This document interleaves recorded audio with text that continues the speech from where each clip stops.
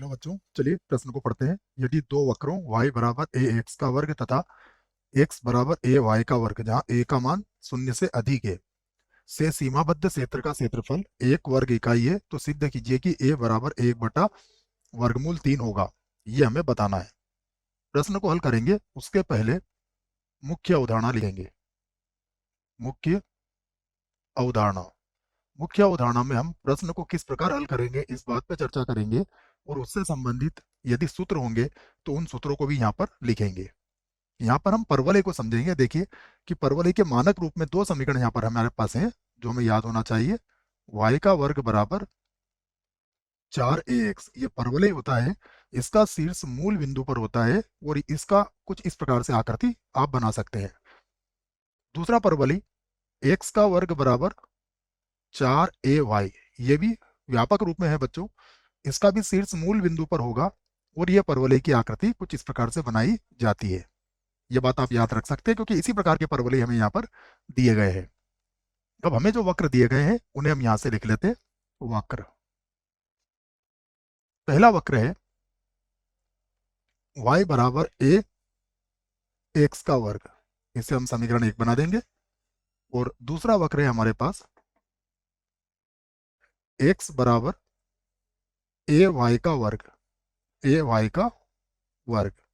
ये दो समीकरण हमें दी गई है, दोनों से हम वक्र बना सकते हैं। देखो जैसा कि हमने अभी मुख्य उदाहरण में देखा, दोनों की सहायता से हम वक्रों को यहाँ पर बना सकते हैं। ये हमारे पास वक्र इस प्रकार से बन जाएंगे। देखो ये तो मूल बिंदु ले लिया हमने, दोनों का शीर्ष मूल बिंदु पर होगा। पहला वक्र जो है वो है एक्स स्क्वायर बराबर वाई, अर्थात पहला वक्र कुछ इस प्रकार से बनेगा जिसका शीर्ष क्या होगा, मूल बिंदु पर होगा। दूसरा वक्र का भी शीर्ष मूल बिंदु पर होगा और यह वक्र कुछ इस प्रकार से बनेगा। यह वक्र कुछ इस प्रकार से बन जाएगा। तो दोनों का जो उभयनिष्ठ क्षेत्रफल है ये आपके सामने है। यहाँ से आपको क्या करना पड़ेगा, इनका पहले प्रतिच्छेद बिंदु ज्ञात करना पड़ेगा। उसके बाद फिर आप इसको किसके बराबर कर देंगे, 1 के बराबर कर देंगे। तो अब जैसा कि प्रश्न में कहा गया है उसके पहले हमें क्या ज्ञात करना पड़ेगा, इसका प्रतिच्छेद बिंदु। तो एक प्रतिच्छेद बिंदु तो मूल बिंदु ही है।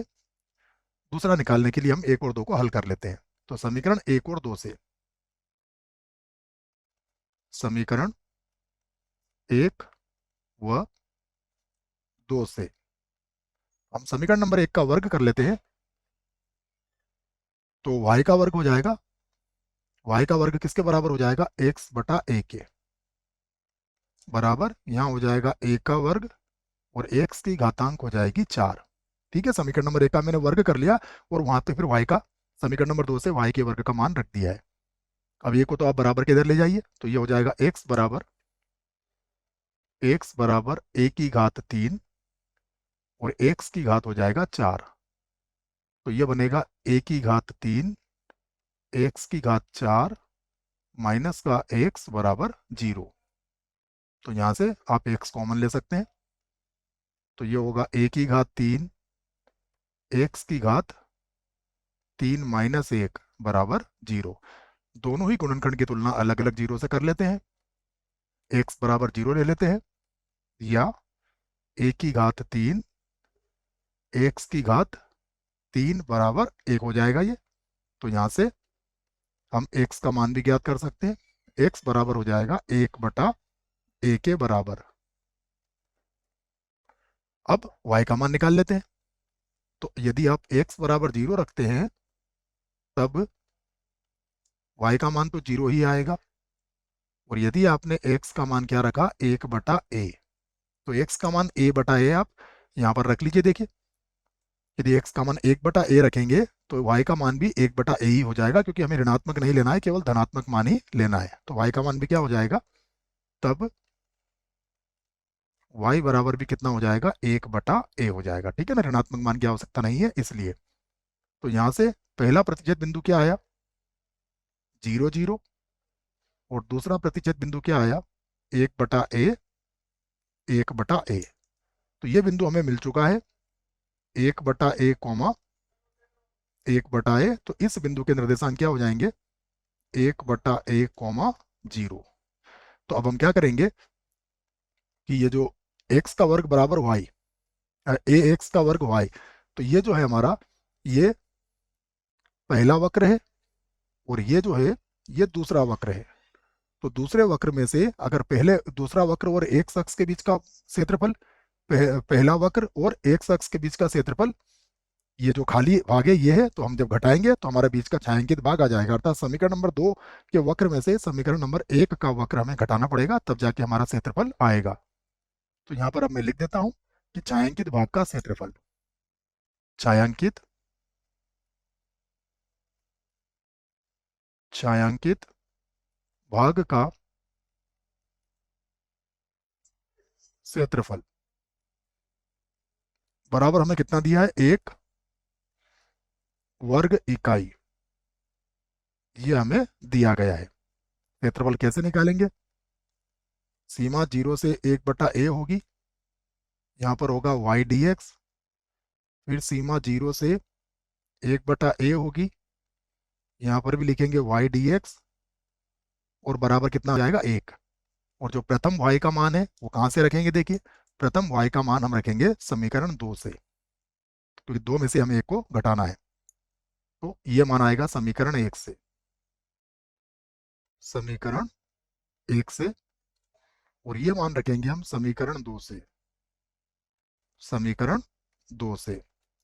अब हम रख लेते हैं इन मानों को, तो ये हो जाएगा सीमा है 0 से 1/a, समीकरण नंबर 2 से y का मान क्या आएगा, समीकरण नंबर 2 से y का मान आएगा x/a का वर्गमूल, वर्गमूल के अंदर, देखिए फिर से बता देता हूँ, ये आ जाएगा a बटे में आ जाएगा, तो x/a आ जाएगा वर्गमूल के अंदर, x/a, और ये हो जाएगा dx माइनस, फिर 0 से 1/a, यहाँ पर हम करेंगे तो देखिए यहाँ से y का मान क्या आ जाएगा, ax का वर्ग। ठीक है, तो ये लिख लेता हूँ मैं, ax का वर्ग, ax का वर्ग, और यहाँ भी हो जाएगा dx बराबर कितना है, बराबर है 1। अब 1 बटा वर्गमूल a को अलग कर देते हैं, इसका समाकलन होगा x की घात 3/2, और बटे में भी कितना आ जाएगा, 3/2, और सीमा है इसकी 0 से 1/a, माइनस a को तो वैसे ही रखेंगे, इसका समाकलन होगा x की घात 3, और बटे में भी कितना आ जाएगा, 3, सीमा इसकी होगी 0 से 1/a, बराबर कितना चल रहा है, 1। ये प्रश्न में हमें दिया गया है। अब ये बन जाएगा 2, ऊपर चला जाएगा 2/3, और वर्गमूल आ जाएगा a।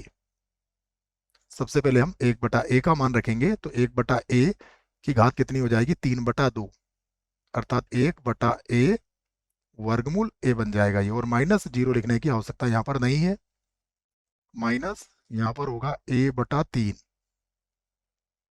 और यहाँ पर रखेंगे तो ये हो जाएगा 1/a की घात कितनी हो जाएगी, 3, और माइनस 0 की यहाँ पर भी आवश्यकता नहीं है।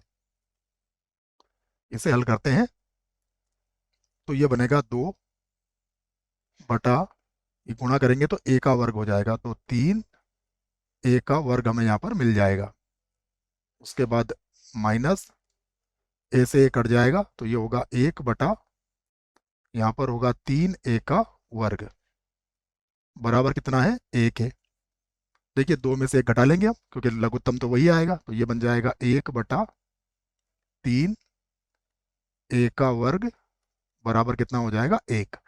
तो a के वर्ग को आप बराबर के इधर ले जाओ, तो a का वर्ग बराबर कितना आ जाएगा, 1/3, और यदि आप वर्गमूल लेते हैं तो a का मान, माइनस के लिए तो मना कर ही रखा है, देखो क्या कहा गया हमसे कि a का मान तो धनात्मक है, तो माइनस चिन्ह तो हम यहाँ पर नहीं लेंगे, तो a बराबर हो जाएगा 1/3, और यही हमें सिद्ध करना था।